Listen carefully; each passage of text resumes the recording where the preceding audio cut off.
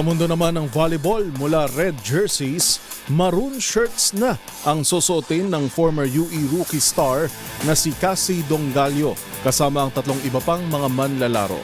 Sa anunsyo kasi ng University of the Philippines o UP, opisyal nang lumipat ang apat sa Fighting Maroons at inaasahang maglalaro sa Season 88. Ang mga detalye tutukan sa report ni Matchpoint, Millie Borja.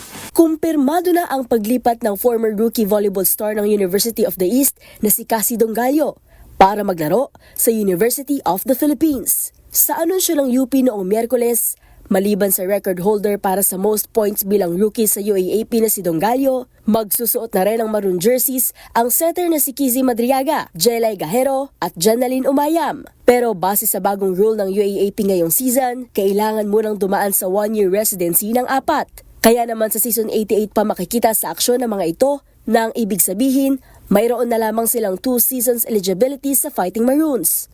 Ang paglipat ni Dongallo ay inanunsyo isang buwan matapos umalis ang UE head coach ng Lady Warriors na si Dr. Obet Vital. Sa ngayon, bahagi na rin si Vital ng women's volleyball program ng UP bilang assistant head coach ni Coach Benson Bokbok. Magugunitang noong 2017, hindi na muling nakatapak pa sa Final Four ang UP pagdating sa women's volleyball. At sa nagdaang season, isang one-win campaign ang naitala ng kupunan na nakuha nila sa laban kontra UE.